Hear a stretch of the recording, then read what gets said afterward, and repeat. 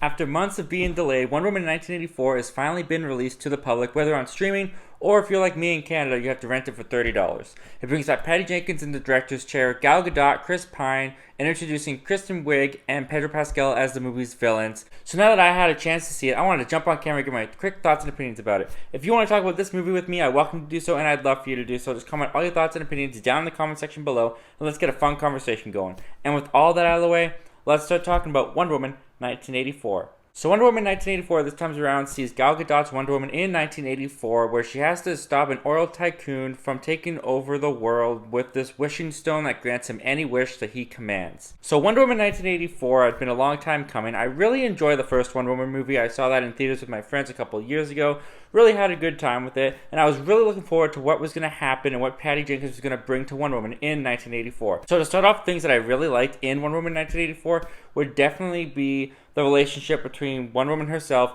and Chris Pine's Steve Trevor. Now, if you saw the first film, spoiler alert, Chris Pine's character Steve Trevor did die at the end of that film, sacrificing himself. In Wonder Woman 1984, through fantastical elements, Chris Pine's character Steve Trevor is able to come back, and the relationship between Diana Prince and Steve Trevor is able to continue in this movie. And I really liked seeing these two together again. I thought Chris Pine and Gal Gadot still had really great chemistry. They were some of the best parts of the first Wonder Woman movie, and some of the best parts in the sequel as well. The issue I had with this, though, is how Chris Pine is able to return. Now, I won't spoil it here because this is a non-spoiler review, but the way that they bring Chris Pine back into the movie, I gotta say, was really jarring and didn't really work for me. I just felt the way that he was introduced, they try to hit some emotional beats and emotional moments with it, and they just never really hit for me because I was always distracted of how he was brought back.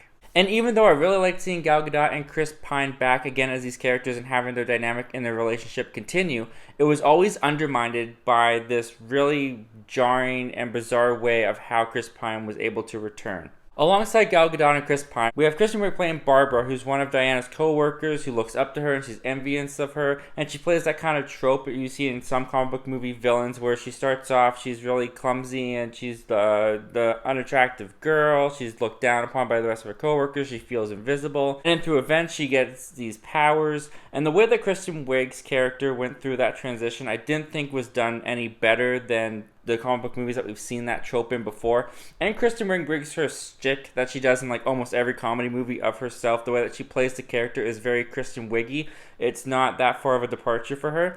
But when she does become a villain, I do have to say that Kristen Wiig's performance was fun to watch as she transitions Barbara into this villain. Alongside the villains, we have Pedro Pascal as well as Maxwell Lord. I would say the main villain of the movie, who's this oil tycoon who's out to get more through this wishing stone.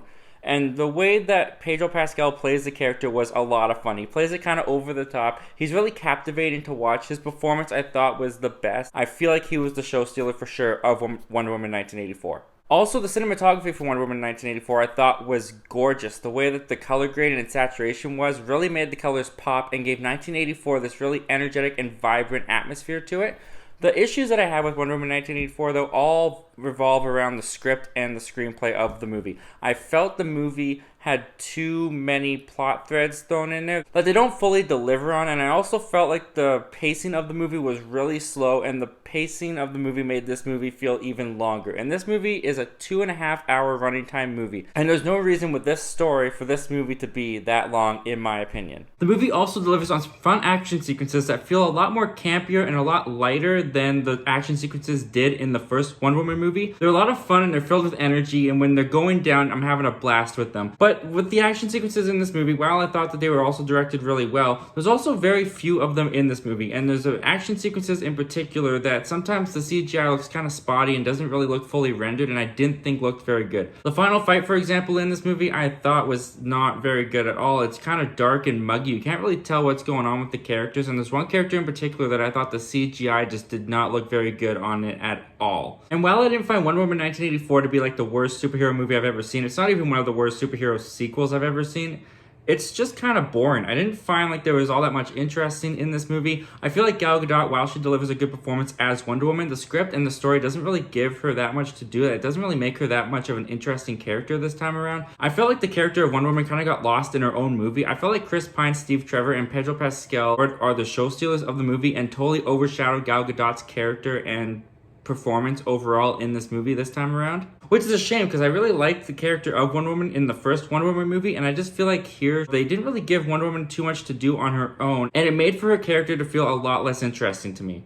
Overall, I think Wonder Woman 1984 was okay. It was kind of middle of the road comic book movie for me. Had a lot of things that I've seen before, had some good performances that I enjoyed and some characters that were fun. But overall, the movie was way too long for its own good. The story has so many inconsistencies and plot threads that don't really feel like they go anywhere. If you have a streaming service that has Wonder Woman 1984 available on it, then I can recommend that you can give it a click. But if you're like me who had to rent it for $30, I honestly don't think it's worth the money, and I don't think it's worth the time at the moment. I would wait for the price to drop. Unless you're a die-hard Wonder Woman fan, I really think you can wait a little bit longer to see this movie. Anyway guys, those are all my thoughts and opinions on Wonder Woman 1984. But what did you guys think of Wonder Woman 1984? Comment down below, let me know. I want to know all your thoughts and opinions about this movie. And as always guys, thank you so much for clicking on this video and checking out my channel. My name's Zachary Milne. Thank you for talking movies with me, and hope you have yourself a great day.